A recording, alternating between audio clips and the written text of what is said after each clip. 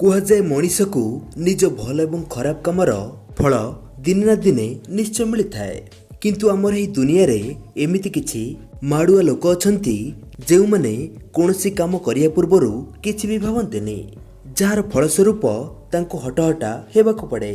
ଆଜି ସେମିତି ଏକ ଧମାକାଦାର ଫନି ଭିଡ଼ିଓ ସହିତ ପିକେ ଫର୍ ୟୁ ନେଇ ଆସିଛି ଏହି ସିରିଜର ପାର୍ଟ 8। ଏଥିରେ ଆପଣ ଏମିତି ନମୁନା ଏବଂ ସେମାନଙ୍କ କଳାକାରୀ ଦେଖିବେ ଯାହା ନା କେବଳ ଆପଣଙ୍କୁ ହସେଇବ ବରଂ ହସି ହସି ଆପଣଙ୍କ ପେଟ ଦରଜ ହେଇଯିବ। ଭବିଷ୍ୟତରେ ଏମିତି ମଜାଦାର ଭିଡ଼ିଓ ଦେଖିବାକୁ ଚାହୁଁଥିଲେ ଏଇ କିଛି ଦିନ ତଳେ ଇନଷ୍ଟାଗ୍ରାମରେ କୋଲକାତାରେ ରହୁଥିବା ସହେଲି ରୁଦ୍ରା ନାମକ ଜଣେ ଇନଫ୍ଲୁଏନ୍ସରଙ୍କର ରେଲୱେ ପ୍ଲାଟଫର୍ମରେ ଡ୍ୟାନ୍ସ କରୁଥିବାର ଭିଡ଼ିଓ କାଫି ଭାଇରାଲ ହେଇଥିଲା। ଯାହାପରେ ସେ ରେଲୱେ ପ୍ଲାଟଫର୍ମରେ ଠିଆ ହେଇ ବହୁତ ଭିଡ଼ିଓ ବନେଇଥିଲେ। କିନ୍ତୁ ଏମିତି ଏକ ଘଟଣାରେ ନିଜ ବାପା ମାଙ୍କ କଥା ନ ମାନି ରେଲୱେ ଷ୍ଟେସନରେ ଭିଡ଼ିଓ ବନଉଥିଲା ବେଳେ ମ୍ୟାଡାମ ତାଙ୍କ ପଛରୁ ଆସୁଥିବା ଜଣେ ମହିଳା ସହ ପିଟି ହେଇ ତଳେ ପଡ଼ିଯାଆନ୍ତି।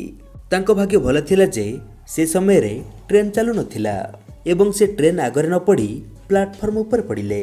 ଏଥିପାଇଁ ପୁରାତନ କାଳରୁ କୁହାଯାଇଛି ଯେ ବାପା ମାଙ୍କ କଥା ସବୁବେଳେ ମାନିବା ଦରକାର, ନହେଲେ ଏମିତି ହଟହଟା ହେବା ସହ ଜୀବନ ବି ବିପଦରେ ପଡ଼ିପାରେ। ନ୍ୟୁୟର୍କରେ